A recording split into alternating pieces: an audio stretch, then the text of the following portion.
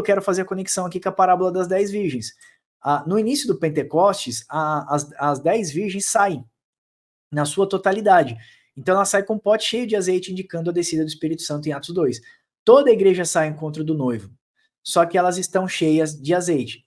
Tardando o noivo a voltar, 2000 anos de história, Jesus não voltou ainda, então tardando o noivo a voltar, como fala na parábola, o que acontece? Enquanto o noivo tardava, elas adormeceram.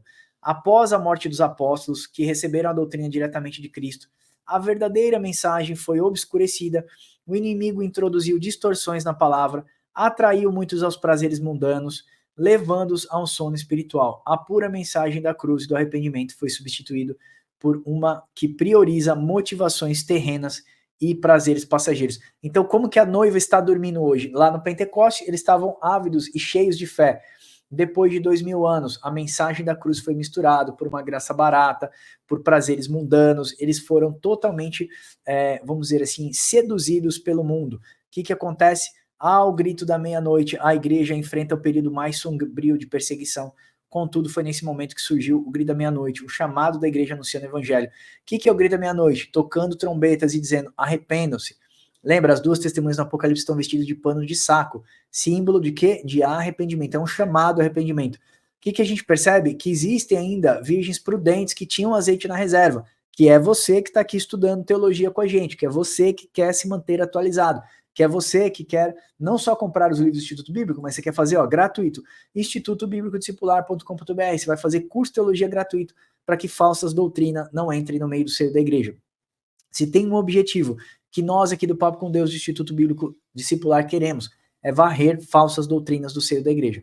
Por isso que tem mais de 300 e-books gratuitos aqui, nesse link, lá no nosso site, para ajudar você a se edificar através da sã doutrina. Max, eu gostaria de fazer curso de teologia, institutobiblicodiscipular.com.br, teologia gratuita, mais de 35 cursos gratuitos para você se edificar lá. Então, você pode ser uma virgem prudente.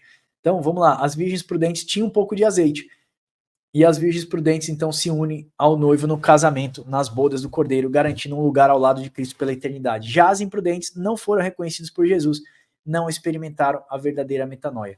Aí aqui, irmãos, vai falar também de obras, porque aqueles que foram iluminados e salvos é para que se mantenham firmes na prática da justiça e de boas obras. E hoje em dia, o que a igreja menos prega é obras, na verdade. Eu quero lembrar vocês que lá no Apocalipse, quando desce o trono branco, Wilber, o que fala? Que abriram o livro da vida e o livro das obras. Das obras. Então a obra é importante, Wilber. A gente precisa ter obras de justificados, né? Esse permanece no selo de Deus. Aqueles que confessam com a boca o seu nome e andam na prática de justiça. Andar na prática de justiça ou dar frutos de justiça é o que, Wilber? Obras. Importante, não é isso, Wilber? O que você acha? Importante, extremamente importante.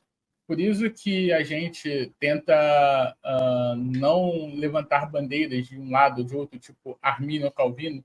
Essa briga que no século XVI teve ali um contexto para acontecer por conta do Sínodo de Dort, depois da Confissão de Westminster, então teve todo um contexto histórico, mas parece que hoje permeia também como se a gente estivesse no século XVI.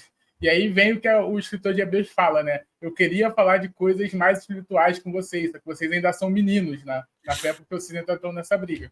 Mas o que a gente consegue entender na palavra é que tem a soberania divina, sim, e que as obras são muito importantes e valiosas, sim, para a salvação. O problema é que a gente não consegue dizer e nem mensurar o quanto de cada um é a porcentagem. Então, tipo, é 50-50, 80-70, a gente não consegue mensurar isso. Mas o fato é que as duas coisas são importantes e cooperam para a salvação dos santos. Muito bom, muito bem. Deixa eu voltar para cá. Eu falei isso aí no review que a gente fez. Eu acho que Armínio teve sua grande participação como reformador excelente. Calvino teve uma participação importante, né, no grande avivamento que a Europa toda sofreu, e ele foi muito importante, e as pessoas menosprezam Calvino, falam mal de Armínio. Irmão, eu e o Uber não somos nem calvinistas, nem arminianos, nós acreditamos na teologia bíblica como instrumento de Deus para edificar e levar o homem a uma melhor compreensão das escrituras, e eu acho isso um grande desserviço à comunidade eclesiástica, essa briga entre calvinistas e arminianos. Eu digo briga porque eu vejo vídeos com arrogância, sabe? Pessoas usando de ironias, tom de ironia. Me explica isso aqui, arminiano. Me explica isso aqui, calvinista. uma grande bobeira no meio do povo de Deus.